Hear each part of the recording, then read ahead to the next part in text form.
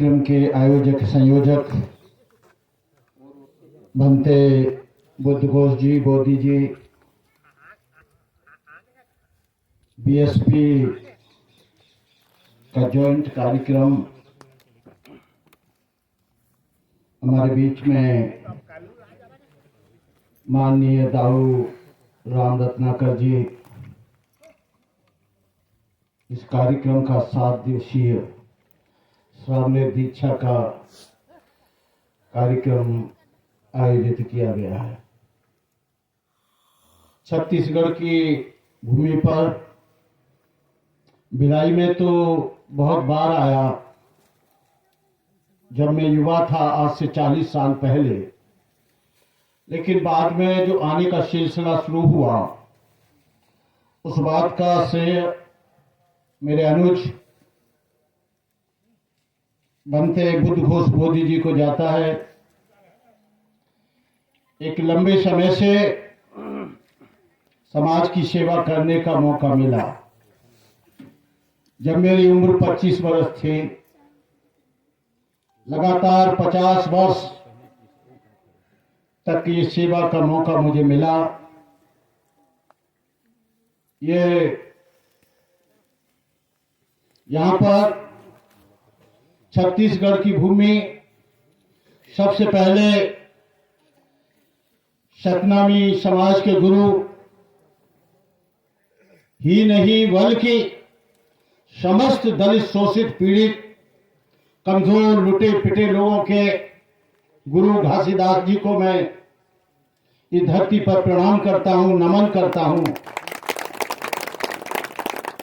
आज रविदास जयंती है। रविदास जयंती नहीं, आज बुद्ध की भी माघी पूर्णिमा है। बुद्ध से भी जुड़ा हुआ आज का दिन है।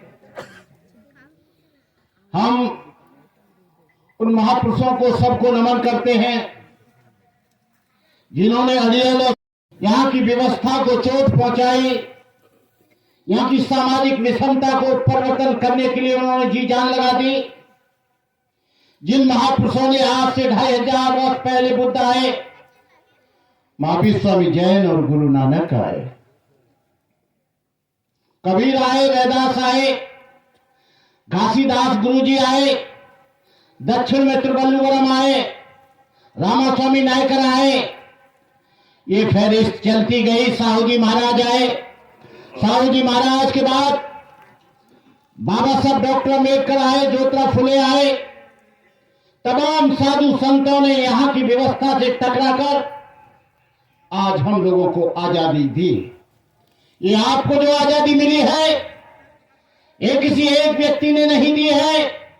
आज आप जो अच्छे अच्छे कपड़े पहनकर बैठे हैं, आज जो सुंदर पंडाल लगा है, आज जो हमारे पढ़ने का, लिखने का जो अधिकार दिया है, आज हमको चलने फिरने का अधिकार दिया है, अपनी अहमियत की, अपनी बात करने का अधिकार दिया है, ये बाबा साहब डॉक्टर अम्बेडकर ने हम लोगों को अधिकार दिया है। मैं काशी राम जी के साथ 25 वर्ष रहा। 25 वर्ष तक लगातार उनसे मेरा बातचीत होता रहा। 1980 में चंडीगढ़ में मेरी मुलाकात हुई। काशी राम से एक लंबा चौड़ा मेरा डिस्कस होता था रात के 12-12, 1-1 बजे तक। काशी राम जी कहा करते थे, भंते जी, जब तक सत्ता नहीं बदलती है तो यहां की व्यवस्था नहीं बदलती है। सत्ता बदलती है तो व्यवस्था बदलती है, और सत्ता नहीं बदलती है तो ये गुलाम रहेंगे। सत्ता नहीं बदलती है तो उन पर जुल्म होगा। सत्ता नहीं बदलती है तो उनकी बहन बेटियों से बलात्कार होगा। सत्ता नहीं बदलती है तो ये भूखे या नंगे रहेंगे। आपको देखने के लिए मिला उत्तर प्रदेश में एक बहुत बड़ा बदलाव आया। 4 बार बहुजन समाज पार्टी की वहां पर गवर्नमेंट रही। बहन जी ने परिवर्तन किया। सत्ता का परिवर्तन इतना बड़ा हुआ कि मुगलों के बाद, अंग्रेजों के बाद, ये केवल अशोक के बाद उत्तर प्रदेश में पूरा का पूरा परिवर्तन हो गया। जिले के जिले बदल गए। साहब डॉक्टर अम्बेडकर के नाम पर कई एक विद्यालय बने, कई जिलों का नाम बदला। साहू जी महाराज के नाम पर यूनिवर्सिटी बनी। गौतम बुद्ध के नाम पर एशिया की सबसे बड़ी यूनिवर्सिटी नोएडा में बनी। ज्योतिराव फुले नगर बना, कबीर नगर बना, रविदास नगर बना, साहू जी महाराज नगर बना, गौतम बुद्ध नगर बना। तमाम जिलों का नाम बदला गया। बहनों और भाइयों, आज आपके हालात जो कमजोर हैं, उसका कारण है आप लेते हो वोट जो है, दिलाते हो कहीं का हमारा कहीं। उन लोगों के हाथ में आज सत्ता सौंप देते हो जो लोग तुम्हारे ऊपर जुल्म करते हैं। उन लोगों के हाथ सत्ता सौंप देते हो जो तुम्हारी बहन बेटियों के साथ बलात्कार करते हैं। उन लोगों को सत्ता सौंप देते हो जो तुम्हारी जमीनों पर कब्जा करते हैं। उन लोगों को सत्ता सौंप देते हो जो तुम्हारे अधिकारों का हनन करते हैं। उन लोगों को सत्ता सौंप देते हो जो तुम्हारे पढ़ने और लिखने पर प्रतिबंध लगाते हैं। काशीराम जी से एक बार मैं बैठा था तो काशीराम जी ने कहा, मैंने पूरे देश को घूमा है मंत्री जी, लेकिन इस देश में हालात मुझे बदलते दिखाई नहीं देते। यहां पर बलात्कार होता है, लोग जुलूस निकालते हैं, आदमी मार जाता है, जुलूस निकालते हैं। इनकी जमीनों पर आदिवासियों की जमीन पर कब्जा किया जा रहा है, इंक्रोचमेंट किया जा रहा है, जुलूस निकालते हैं, गोलियों से भून दिया जाता है। इसका मेन कारण क्या है कि सत्ता में वो लोग बैठे हैं जो तुम्हें अच्छा नहीं देखना चाहते। सत्ता में वो लोग बैठे हैं जो तुमको नौकरी पैसा में देखना नहीं चाहते। आप यदि बदलाव चाहते हो, जो तुम्हारे महापुरुषों की विचारधारा पर बहुजन समाज पार्टी बनी है, उसको आप सपोर्ट करेंगे तो आपका जीवन बदलेगा, आपके जीवन में बदलाव आएगा, आपके जीवन में परिवर्तन आएगा। आपको मालूम होना चाहिए, कांग्रेस से ज्यादा खतरनाक पार्टी जीवन में कोई नहीं रही। बाबा साहब डॉक्टर अम्बेडकर को 2-2 बार चुनाव कांग्रेस पार्टी ने हराया। बाबा साहब डॉक्टर अम्बेडकर महाराष्ट्र से लड़े इलेक्शन, बाबा साहब को हरा दिया गया। और कहा करते थे कांग्रेसी लोग कि डॉक्टर अम्बेडकर संसद तो क्या, संसद के दरवाजे भी बंद हैं, उसके लिए खिड़की भी बंद है। लेकिन जोगेंद्र मंडल, मोहम्मद जिन्ना बाबा साहब डॉक्टर अम्बेडकर को वेस्ट बंगाल ले गए, वहां से जिताया, और जिताया तो बाबा साहब डॉक्टर अम्बेडकर संविधान सभा के अध्यक्ष चुने गए। संविधान सभा के अध्यक्ष बाबा साहब नहीं होते तो तुम जैसे लोगों को आज कुर्सी पर बैठने का अधिकार नहीं होता, तुम लोगों को अच्छे अच्छे कपड़े पहनने का अधिकार नहीं होता, तुम लोगों को एक्वागार्ड का पानी पीने का अधिकार नहीं होता। आपको मालूम होना चाहिए कि बाबा साहब डॉक्टर अम्बेडकर ने आंदोलन चलाया महाकाल के सत्याग्रह के लिए, जहां पर बाबा साहब की महल तोड़ दी गई। लेकिन क्या तुम्हारी कभी हाथ टूटा? आप एक्वागार्ड का पानी पीते हैं।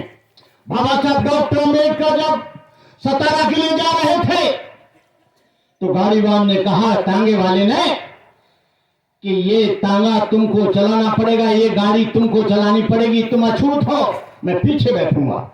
बाबा साहब ने गाड़ी चलाई, बाबा साहब की टांग टूट गई। क्या तुम्हारी कभी टांग टूटी? आज ये गाड़ियां खड़ी हैं, आज यहां पर झंडे लग रहे हैं, ये बाबा साहब डॉक्टर अम्बेडकर की देन है। तुम लोगों को पढ़ने का अधिकार दिया, तुम लोगों को नौकरी करने का अधिकार दिया। काश बाबा साहब डॉक्टर अम्बेडकर तुमको पढ़ने का अधिकार न देते, आपकी नौकरी नहीं लगती। नौकरी नहीं लगती तो आप कोई मकान नहीं बना पाते। नौकरी लगी तो आपने अच्छा मकान बनाया, अच्छी दुकान बनाई, अच्छे कपड़े खरीदे, अच्छा एलसीडी टीवी खरीदा, अच्छी गाड़ी खरीदी, गले में चैन डाली, बच्चों को अच्छे स्कूल भेजा। ये बाबा साहब डॉक्टर अम्बेडकर की देन है, और इसी देन को हमारे मान्यवर काशीराम पूरा करना चाहते थे, जो बाकी रह गई है।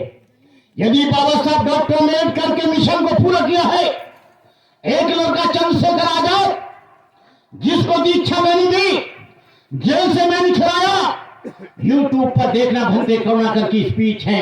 2-2, 3-3 लाख लोग इकट्ठे करके पार्लियामेंट स्ट्रीट पर जंतर मंतर पर इकट्ठे किए। जेल में मिलने के लिए जाता था, जेल से मैं कहता था इसको कोई तकलीफ नहीं होनी चाहिए, ये भीम आर्मी का मुख्य आदमी है। ठीक है भंते जी, जेलर हमारा परिचित था। हमने उससे वादा किया था कि तुम सामाजिक आंदोलन चलाना, कभी भी कोई राजनीतिक आंदोलन मत चलाना। राजनीति के लिए हमारे पास बहुजन समाज पार्टी है और सामाजिक नीति के लिए हमारे पास भीम आर्मी है। लेकिन वो आदमी माना नहीं, रातों रात में उसने पार्टी बना ली। मुझे बुलाया गया, मैंने कहा I am not coming there, you are wrong, आप गलत रास्ते की तरफ जा रहे हैं। गांव कमिंग साइड, हमने जो वादा किया था उसको निभाया नहीं। ये लोग, हमारे लोग कभी बीजेपी के झांसे में आ जाते, कभी कांग्रेस के झांसे में आ जाते। आज वो सौदेबाजी करने लगा है। जिस आदमी के पास झोपड़ी थी, आज वो करोड़ों रुपया लेकर समाज वहीं का वहीं खड़ा है। जो दलित और शोषित पीड़ित लोगों की लड़ाई की बात करता था, काशीराम पार्टी बनाई। अब एक काशीराम पार्टी तेरी, ये आजाद समाज पार्टी कैसे हो सकती? काशीराम ने बनाई नहीं, काशीराम के साथ तू रहा नहीं, तेरा जन्म नहीं हुआ, तब से काशीराम जी काम कर रहे हैं।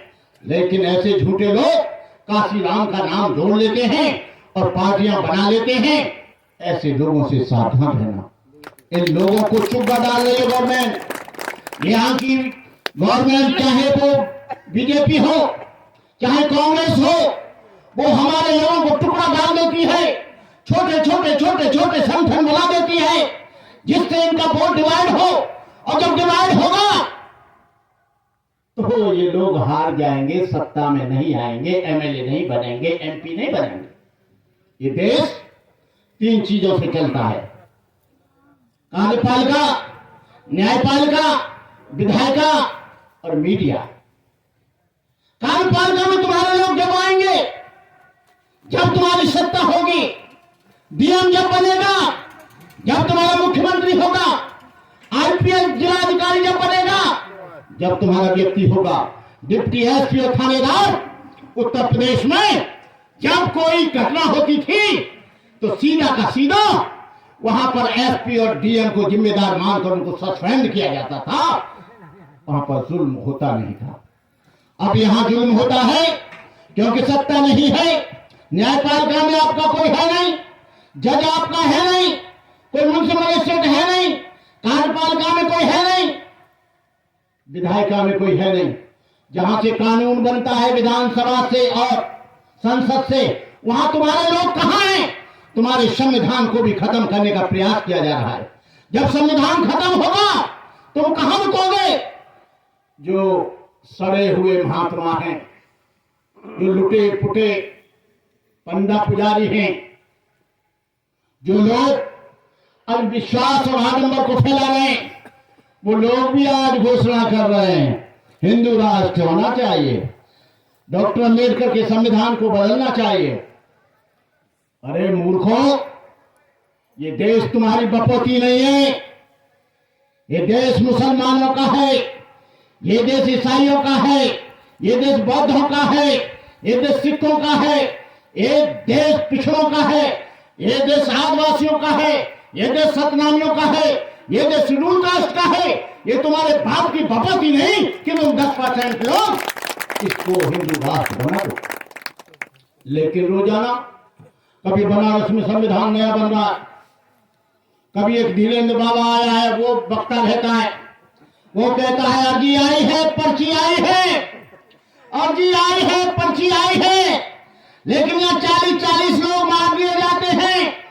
वो पाकिस्तान के बॉर्डर पर कौन बारूद का बम लेकर आया, इसकी अर्जी इसके पास नहीं आती है। अर्जी आती है तो उस पर ये आती है किसका बच्चा नहीं हुआ, किसको भूत पकड़ा है, कौन बेहोश हो गया, उसको मिर्गी आ रही है, उसका ब्लड प्रेशर जो है उसको कह रहा भूत पकड़ा है। अरे तू भूत उतार देता है, लोगों को बीमारियों को ठीक कर देता है, तो सारे hospital all India medical hospital बंद कर दिया जाए, जीटीबी हॉस्पिटल बंद कर दिया जाए, किंग जॉर्ज मेडिकल कॉलेज बंद कर दिया जाए, ये आपका जबलपुर बंद कर दिया जाए, तमाम कॉलेजों को बंद कर दो। लेकिन हमारा देश, हमारी माताएं बहनें अंधविश्वासी हैं। बाबा के पास मिलेगा, बाबा के पास कुछ नहीं मिलता है, आपको लूट कर चला जाता है। आप रुपया देना बंद कर दो, दान दक्षिणा देना बंद कर दो, केवल फूल दो, बाबा 2 दिन में चक्कर लगा के भाग जाएगा। वो केवल ये लोग मंदिरों में रुपया कमाते हैं। आपको पता है, आप लोग बहुत अंधविश्वासी हैं। अंधविश्वास के कारण ये देश पीछे जा रहा है। अंधविश्वास के कारण आपका पैसा बर्बाद होता है। अंधविश्वास के कारण आपके बच्चे नहीं पढ़ पाते हैं। अंधविश्वास के कारण आप शिक्षा नहीं आती है। यहां एक देवी पैदा हुई, सरस्वती, विद्या बांटने वाली। मैं विदेशों में गया, वहां कोई सरस्वती नहीं है। सरस्वती यहां पैदा हुई। 90 करोड़ लोग, 50 करोड़ लोग यहां बिना पढ़े लिखे हैं। और जापान में, थाईलैंड में, अमेरिका में, कनाडा में, जर्मन में सरस्वती पूजा नहीं हुई। वहां पर 99% लोग शिक्षित हैं। और यहां सरस्वती की पूजा होती है, यहां 50 करोड़ लोग बिना पढ़े लिखे हैं। जो भी दुनिया में विकास हुआ उन लोगों ने किया। जो सरस्वती की पूजा नहीं करते थे, जो किसी भी देवी देवता को नहीं मानते थे, ये सारे ढोंग ढपास, ये बिना पढ़े लिखे लोगों की वजह से आदिवासियों के बीच में ही ये मंच लगाते हैं, पिछड़ों के बीच में ही मंच लगाते हैं। पिछड़े पर सबसे ज्यादा रामस्वरूप वर्मा कहा करते थे, ललई सिंह यादव कहा करते थे कि इस ब्राह्मणवाद की लाश को ये बैकवर्ड हो रहा है। बैकवर्ड को मंदिर से पूजा करने से अलग रखेंगे, बैकवर्ड को राम मंदिर के न्यास से अलग रखेंगे, बैकवर्ड को सारी चीजों से पंडिताई से अलग रखेंगे। आपको एक घटना अयोध्या की बताता हूं। कल्याण सिंह लोधे कहा करते थे कि मैं 100 बार फांसी के तख्ते पर राम मंदिर के लिए लटक जाऊंगा। उमा भारती कहती थी कि मैं 1000 बार कुर्बानी देने के लिए तैयार हूं। और जो बजरंग दल के अध्यक्ष हैं, वो कहा करते थे कि मैं सैकड़ों बार जेल जाऊंगा। लेकिन जब न्यास बना, जब वहां का जो सोसाइटी बनी, उसमें एक भी backward schedule caste, schedule tribes के आदमियों को नहीं रखा गया। ईंट तुमसे मांगी गई, 1 रुपया तुमसे मांगा गया, 1 ईंट 1 रुपया दीजिए। सारे बैकवर्डों का भूचाल आ गया, बना दिया। जब पूजा करने का टाइम आएगा, बैकवर्ड लड्डू चढ़ाएगा, पंडित जी खाएगा, बैकवर्ड लड्डू चढ़ाएगा, पंडित जी अपनी मोटी ठोंक करेंगे, आप लोगों को पूरा का पूरा चूस लेंगे। आप लोगों को विटामिन नहीं मिलेगा, प्रोटीन नहीं मिलेगा, आपको किसी भी तरह का आपको विटामिन नहीं मिलेगा, आप सूखे पंजर हो जाएंगे। लड्डू चढ़ाने जा रहे हो, लड्डू अपने बच्चे को खिलाओ।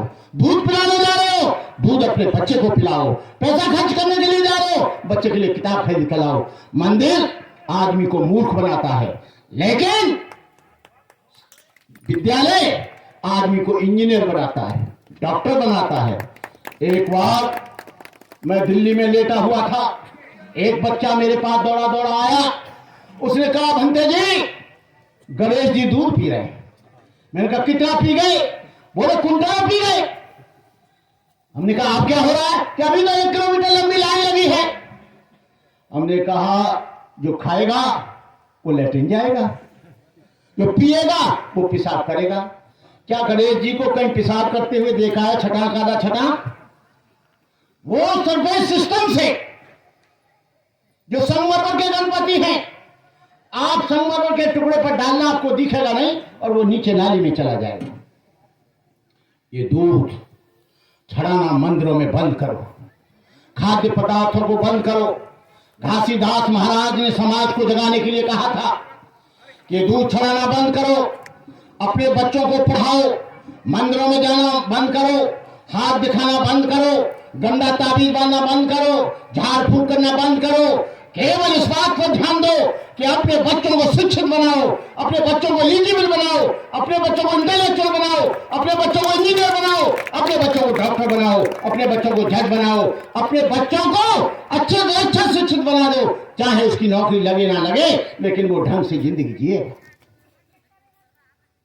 यहां जब एक बार वर्ल्ड गेम में एशियन गेम्स हुए, ब्राह्मणों ने यज्ञ की, पहलवानों ने घंटी हिलाई, ढेर सारे जो स्पोर्ट्स थे जो जाते थे खेल खेलने, उन्होंने सिंदूर लगाया, लेकिन सारे के सारे वापस लौटे, उनका सिंदूर फेल हो गया, उनकी यज्ञ फेल हो गई। सारे गोल्ड मेडल को जापान, कोरिया, चाइना, रसा, ऑस्ट्रेलिया सब ले गए। इनके हाथ में क्या रहा? हनुमान जी की पूंछ रह गई। यहां का आदमी पूजा करता है लेकिन समय को नहीं देखता। यहां का आदमी अंधविश्वास करता है, बच्चे को नहीं पढ़ाता। मेरा आप लोगों से निवेदन है कि आप बच्चों को अच्छी एजुकेटेड बनाएं। राजनीति वो चाबी है जिससे सारे दरवाजे खुलते हैं। बाबा साहब डॉक्टर अम्बेडकर ने कहा, आप सत्ता में हैं तो आपका धर्म फैलेगा, आप सत्ता में हैं तो आप सुरक्षित रहेंगे, आप सत्ता में हैं आपका कोई जुल्म नहीं करेगा, आप सत्ता में हैं तो आपकी बहन बेटियां सुरक्षित रहेंगी, आप सत्ता में हैं आपके लिए बड़े बड़े कॉलेज खोले जाएंगे, आप सत्ता में हैं तो आप निर्भीक होकर घूम सकते हैं। जब आप सत्ता में ही नहीं है, बलात्कार हो जाता है, थाना अध्यक्ष रिपोर्ट नहीं लिखता है, आदमी मार दिया जाता है, आंदोलन करते हैं, लाठियों से तुम्हें अलग कर दिया जाता है, और उसको जो मृतक है उसकी लिख दिया जाता है कि इसका एक्सीडेंट हुआ। हम लोगों की हालत इस देश में बहुत खराब है।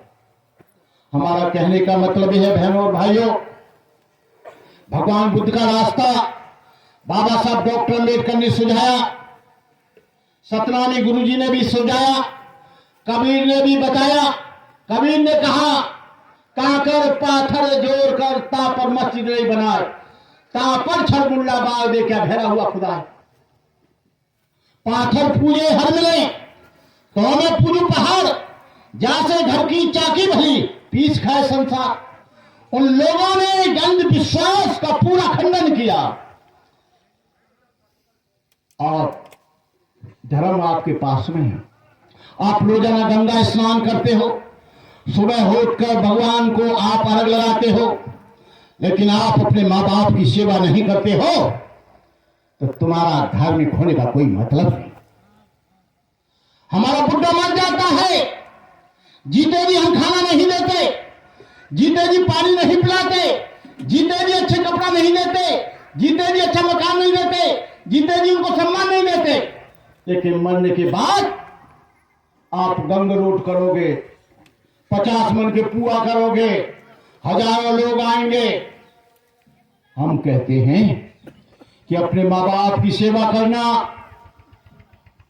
अच्छे कपड़े उनको देना, अच्छी दवाई देना, अच्छे तरह से उनको स्नान कराना, कल तुम भी बुढ़े होगे और मरने के बाद ये सब करने का कोई मतलब नहीं है। पंडित जी आएंगे, आपको उल्टा पुल्टा समझाएंगे, आपकी गाय ले जाएंगे, आपका घी ले जाएंगे, आपका तेल ले जाएंगे, मौज मस्ती पंडित जी मनाएंगे, और तुम जो हो, जो उधार रुपया लेके आए हो, उसकी ब्याज देते देते मर जाओगे। मेरे पिताजी एक्सपायर हुए, हमारे पास 100 बीघा जमीन है, चारों भाई हम क्लास पर हैं, और यहां का भी प्रभारी मेरा छोटा भाई है अशोक सिद्धार्थ, और अशोक सिद्धार्थ की बेटी के साथ शादी बहन जी का जो भतीजा है आकाश आनंद 15 मार्च को हो रही है। मैं आप लोगों को बता दूं, आज हम जो कुछ भी हैं, जब हम तमाम देवी देवताओं की पूजा करते थे तब हम एक झोंपड़ी में रहते थे, एक भैंस होती थी। लेकिन जब हम लोग पढ़ लिख गए, बड़े बड़े अधिकारी हो गए, 10 बीघा की जगह 100 बीघा जमीन हुई, बड़ी बड़ी गाड़ियां आई, बड़े बड़े मकान बने, बड़ी बड़ी सिटियों में बने और सम्मान मिला। आप सम्मान एजुकेशन में ढूंढना, आप अपने बच्चों को अच्छे से अच्छा बनाना, उनको अच्छे से अच्छा समझाना, अच्छे से अच्छा उनका कार्यक्रम करना। लेकिन यहां अंधविश्वास है। करवा चौथ आती है, यहां 2-4 बहन बैठी होंगी, करवा चौथ के दिन पूरे दिन भूखी रहेंगी, चांद देखेंगी, उसमें थाली में देखते हैं कि चलनी में देखते हैं, रोज पति से लड़ेंगी, रोज झगड़ा करेंगी। तो पति की दीर्घायु कहां होगी? वो तो मर जाएगा, नहीं तो दारू पीने लगेगा टेंशन में। लेकिन वो करवा चौथ का व्रत करेंगी, उसके पीछे जो सोच है, एक तो अंधविश्वास का है, दूसरा लालच का है कि मेरा पति आज धोती लाएगा, मेरा पति आज कान की कुंडल लाएगा। मेरी बगल में एक गुप्ता जी रहते हैं, रात को उनकी पत्नी ने चांद देखा, रात को उसकी पत्नी ने भूखे रहकर अपना वो उपवास तोड़ा। बाद में पति का वो आरती करते हैं, क्या करते हैं, वो किया। होने के बाद कुछ घंटों बाद दोनों के बीच में मारपीट होने लगी। जब लठ जो गुप्ता इनके पीठ पे पड़ा तो चांद दिखने लगा। हमने कहा गुप्ता जी क्या हुआ? अरे कि मेरे को तनख्वाह नहीं मिली और ये मांग रही है मेरे धोती और कुंडल। मैं गया, मैंने कहा बहन जी इसकी दीर्घायु तो वैसे कम हो जाएगी, आप रोज लड़ती हो, तुम्हारे लड़ने की वजह से ये आदमी दारू पीता है, इसकी किडनी खराब हो जाएगी, मर जाएगा। आप 10 साल से व्रत कर रही हो कि मेरी उम्र से दुगनी हो जाए, मेरी उम्र से दुगनी हो जाए। तो तुम्हारी उम्र 40 है तो दुगनी तो कम से कम 800 वर्ष की हो ही जानी चाहिए।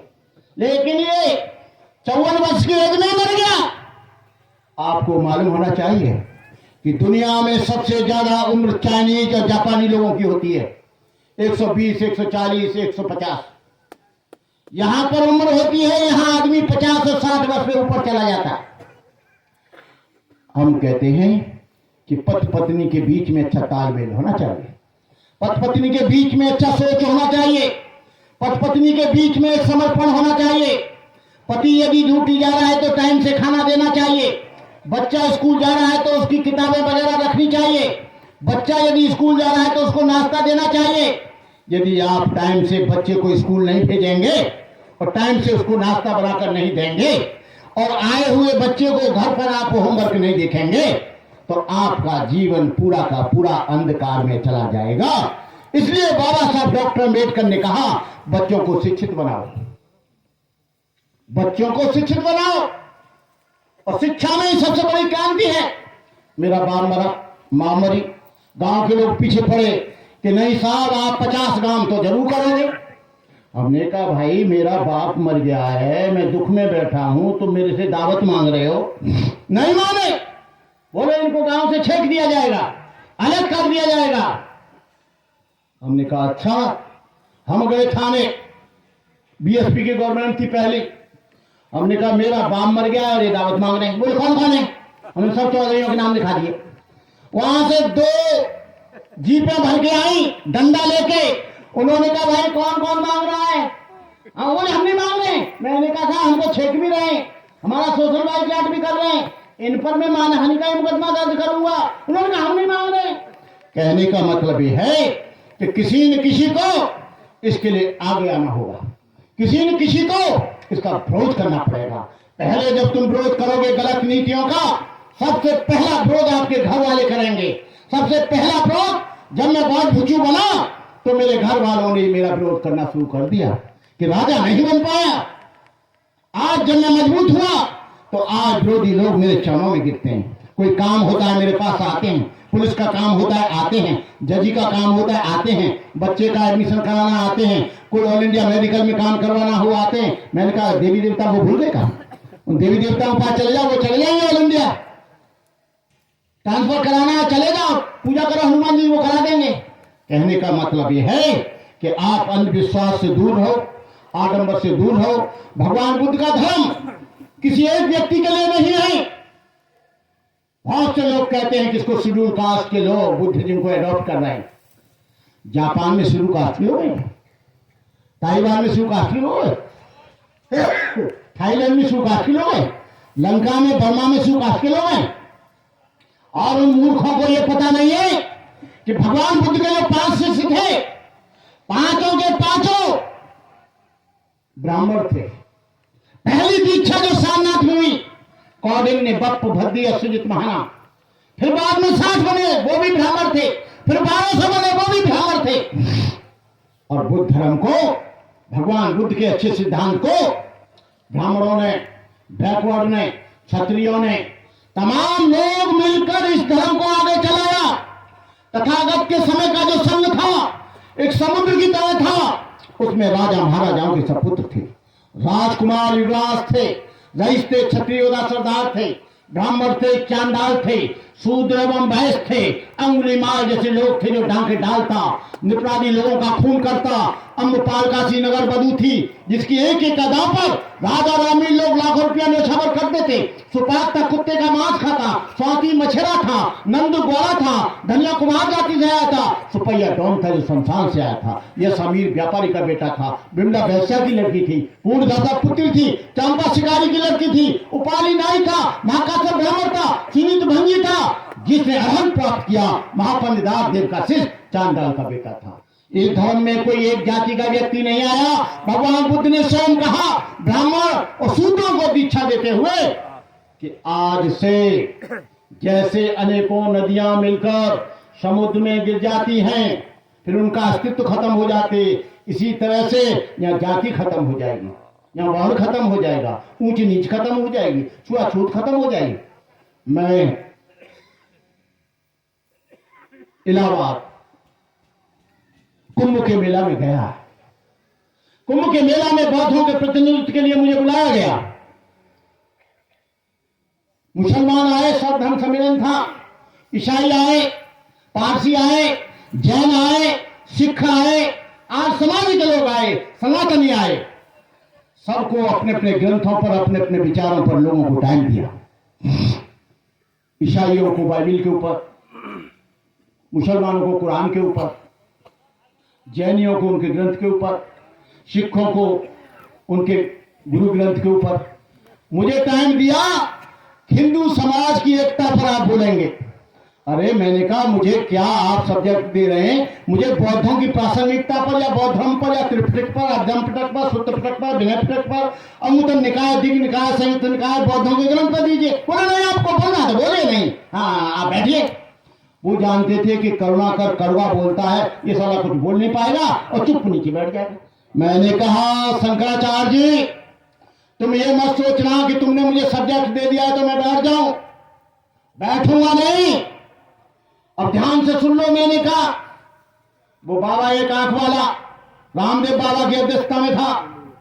मैंने कहा मुसलमानों में मुसलमान पैदा होता है, ईसाइयों में ईसाई पैदा होता है, सिखों में सिख पैदा होता है, बौद्धों में बौद्ध पैदा होता है, जैनियों में जैन पैदा होता है, पारसियों में पारसी पैदा होता है, लेकिन हिंदुओं में हिंदू पैदा नहीं होता। हिंदुओं में ब्राह्मण पैदा होता है, हिंदुओं में क्षत्रिय पैदा होता है, हिंदुओं में वैश्य पैदा होता है, हिंदुओं में शूद्र पैदा होता है, हिंदुओं में क्षत्रिय पैदा होता है, हिंदुओं में ब्राह्मण पैदा होता है, हिंदुओं में नाई पैदा होता है। नाई, धोबी, दानो, कहा, युआर, तेली, तमोली, पाची, काची, अहिर, गड़रिया, आदिवासी, सतनामी, हिंदू जात की जात जात में जात, जैसे केरा के पात पात में पात। जैसे केरा के पात को उधेड़ो दूसरा निकल आएगा, तो आप कहां ढूंढ रहे हैं हिंदू समाज की एकता? यहां पर एकता ढूंढना है तो ब्राह्मण महासभा, धोबी महासभा, खटीक महासभा, चमार महासभा, लोहार महासभा, कहार महासभा, यादव महासभा, आदिवासी महासभा, सतनामी महासभा, एरवार महासभा, ये जातियों के आधार पर आपने लोगों को बांट रखा है, क्योंकि यहां पर जातियों के आधार पर हिंदू मुझे कहीं दिखता नहीं। आप कह रहे हैं हिंदू समाज की एकता पर बोलो, मुझे हिंदुओं में हिंदू दिखता नहीं, हिंदुओं में मुझे जातियां दिखती हैं, हिंदुओं में मुझे वर्ण दिखाई देता है, हिंदुओं में मुझे ऊंच नीच दिखाई देती है, हिंदुओं में कहीं समता दिखाई नहीं देती, हिंदुओं में कहीं इक्वलिटी दिखाई नहीं देती, हिंदुओं में कहीं। बाबा साहब अम्बेडकर बड़े बुद्धिमान थे। जब बाबा साहब डॉक्टर अम्बेडकर बर्मा से लौट कर आए सारनाथ में, तो बीएचयू में कार्यक्रम रखा गया। मदन मोहन मालवीय उसके अध्यक्षता थे, उन्होंने स्थापित किया था। मदन मोहन मालवीय ने कहा, बाबा साहब का स्पीच होने वाला था, शाम को चाय पी जा रही थी। बोले डॉक्टर अंबेडकर आप अंडा खाते हो, ये हिंदुओं की यूनिवर्सिटी है, यहां तुमको अंडा खाने के लिए नहीं मिलेगा, तुम डायबिटिक हो लेकिन अंडा खाते हो। बाबा साहब समझ गए कि ये कटाक्ष कर रहा है, क्योंकि बाबा साहब 1935 में घोषणा कर चुके थे कि हिंदू होना मेरे बस की बात नहीं, लेकिन हिंदू होकर मरूंगा नहीं। बाबा साहब डॉक्टर अम्बेडकर ने कहा कि मदन जी, मैं बौद्धों का अंडा खा सकता हूं, जैनों का अंडा खा सकता हूं, सिखों का अंडा खा सकता हूं, और मैं बौद्धों का और जैनियों का मुसलमानों का अंडा खा सकता हूं, लेकिन तुम्हारे यहाँ अंडा होगा तो तब भी नहीं खाऊंगा, इतना गंदा अंडा कौन खाएगा। उन्होंने कहा कैसे? बोले मुसलमानों में मुसलमान पैदा होता है, ईसाइयों में ईसाई पैदा होता है, जैनों में जैन पैदा होता है, लेकिन हिंदुओं में हिंदू पैदा नहीं होता। हिंदुओं में 33 करोड़ देवता हैं, 4,6,437 जातियां हैं। तुम्हारी मुर्गी कुड़क हो गई है, कोई भी तुम्हारी मुर्गी अंडा नहीं देती है, क्योंकि इस्लाम के संस्थापक मोहम्मद साहब थे, इसमें से इस्लाम पैदा हुआ। ईसाई धर्म की मुर्गी ईसा मसीह थे, इसमें से ईसाई धर्म पैदा हुआ। सिख धर्म की मुर्गी गुरु नानक से सिख धर्म पैदा हुआ। बौद्ध धर्म की मुर्गी गौतम बुद्ध थे, जिसमें गौतम धर्म पैदा हुआ। अरे तुम्हारी मुर्गी का तो अता पता ही नहीं कौन है उसका संस्थापक, तुम्हारी मुर्गी कुड़क। मैं अंडा नहीं खाता। बाबा साहब डॉक्टर अम्बेडकर ने इस तरह से लोगों को समझाया। मैं अपनी बात ज्यादा न बोलते हुए यहाँ के तमाम पिछड़े वर्ग के लोगों से, आदिवासी लोगों से, सतनामी लोगों से, सतनामी समाज से, जो और भी शेड्यूल कास्ट और शेड्यूल ट्राइब्स के लोग हैं, यदि आप आने वाले समय में सुख और शांति चाहते हो, समता चाहते हो, आनंद चाहते हो, स्वाभिमान चाहते हो, पूरे वर्गखंड के साथ जीना चाहते हो, अच्छे मकानों में जीना चाहते हो, अच्छे घर में रहना चाहते हो, बच्चों को अच्छी एजुकेशन देना चाहते हो, तो बहुजन समाज पार्टी को आप सपोर्ट करें, ताकि आपके लोग अधिक से अधिक संसद और विधानसभा में मिनिस्टर और एमएलए बने, आप में परिवर्तन आए। मैं रत्नाकर साहब का बहुत दिन से नाम जानता था। आपको बता दूं, काशी राम जी का अंतिम संस्कार मैंने ही किया, ये वहां उपस्थित थे, और उनकी अस्थियों को लेकर मैं लखनऊ आया था जब 10 लाख लोग आए थे। मेरा बहन जी से जब स्टूडेंट थी तब का मेरा परिचय है, लेकिन राजनीति में आने के लिए कभी नहीं सोचा। लेकिन मैंने राजनीति को, बीएसपी को हमेशा सपोर्ट किया और करता रहूंगा। न मुझे एमएलए बनना है, न मुझे एमपी बनना है, न मुझे विधानसभा में जाना है। मेरे लोग, रत्नाकर जैसे लोग, अन्य जो हमारे पिछड़े वर्ग के भाई बहन हैं, वो लोग राजनीति करें। हम समाज को जगाने के लिए, मार्गदर्शन के लिए, मोटिवेट करने के लिए, अवेयरनेस के लिए, उनका जन जागरण करने के लिए हम लोगों का जीवन है राजनीति।